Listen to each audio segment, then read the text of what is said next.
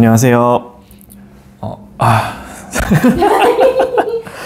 자, 오늘은 왜 시리즈 제3탄 왜 치과마다 진단이 다른가요에 대한 답을 준비해 왔고요.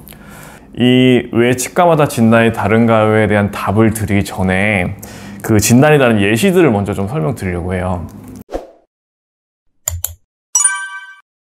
그럼 요 엑스레이 사진을 보시면 치아 내부의 까만 색깔 요 부분이 이제 치아의 신경이고요. 신경을 제외한 나머지 부분은 이렇게 회색깔, 이게 정상적인 치아의 구조예요. 근데 그 회색깔 부분의 이 한쪽 옆면이 이렇게 까맣게 구멍처럼 뚫려 있는 부분이 충치가 생긴 부분입니다. 근데 이 신경과의 충치의 거리가 그냥 엄청 현저히 떨어져 있으면 당연히 그냥 인레이라고 충치 치료를 하고요. 신경이랑 충치가 아예 맞닿아 있으면 또 논란의 여지가 없이 바로 신경치료를 할 거예요. 근데 문제가 되는 부분은 애매하게 떨어져 있는 경우, 이거를 신경치료를 하고 크라운을 씌울지 아니면 인레이라고 하는 충치치료를 할지, 여기에서 이제 약간 좀 의견이 많이 갈리거든요. 이게 차라리 신경에서부터 예를 들어서 2mm 이상 떨어지면 인레이, 2mm 이내로 가까우면 신경치료, 이렇게 딱 뭔가 정해져 있으면 좋은데 사람 치아는 그게 아니에요. 어떤 사람들은 거의 신경이랑 막 1mm까지 근처에 가까이에 있어도 증상도 없고 인레이로 잘 끝나는 분이 있는가 하면, 어떤 분들은 정말 막 2, 3mm 이상 떨어져 있어서 이거는 그냥 인레이 충치 치료로 끝나겠다라고 하는 분들도 치료하고 나면 이가 시리고 아파서 결국 신경치료 들어가는 경우가 많거든요. 그렇기 때문에 이 같은 사진 하나를 두고도 어떤 치과의사 선생님은 인레이로 충치 치료를 해보자고 하실 거고, 어떤 선생님은 신경치료를 바로 들어가자고 하실 수도 있어요. 또 다른 예시로는 이제 충치가 보통 잇몸 뼈보다 상방에 있어야지 충치 치료가 가능하고요.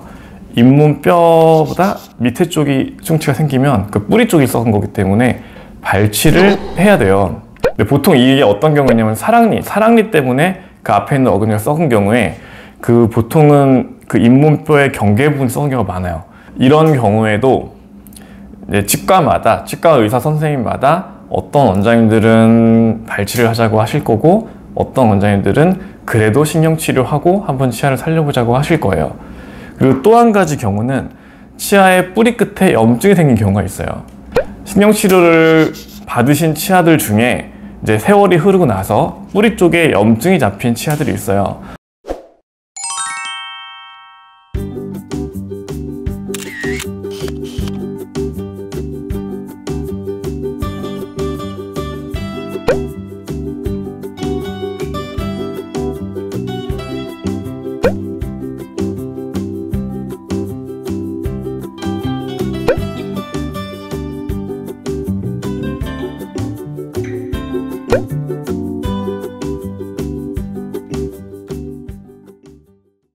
근데 여기서도 치과의사 선생님마다 좀 의견이 달라질 수 있는 게, 제 신경치료는 사실은 그냥 기존의 신경치료보다 훨씬 어려운 술식이기도 하고, 그렇게 하고 나서도 성공률이 낮아요.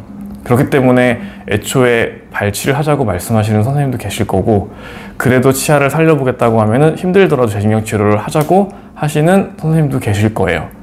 그리고 그 염증의 크기도 또 다르기 때문에, 크기가 작으면 재신경치료에서 성공률이 조금 높다고 하지만, 어느 일정 크기를 넘어서 너무 큰 크기의 염증이 생기면 신경치료로 낫기 힘들거든요. 근데 여기서 애매해지는 게 그 어느 정도 크기가 적당하냐, 염증의 크기가 어느 정도가 신경치료로 가능하고 발치를 해야 되는 그 기준도 사실은 아까 말씀드린 대로 딱 직경 몇 미리 이런 기준이 없어요.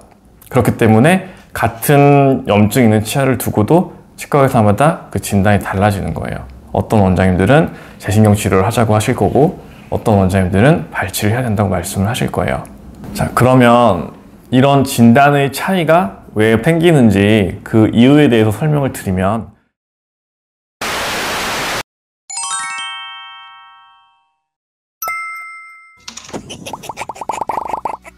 같은 치아의 상태를 두고도 치과 의사마다 그 진단과 치료 방법이 달라집니다. 근데 이게 왜 중요한 문제냐면, 이러한 것들이 결국 환자분들이 치과의 과잉 진료를 의심하게 만들고 오해하게 되는 부분이에요.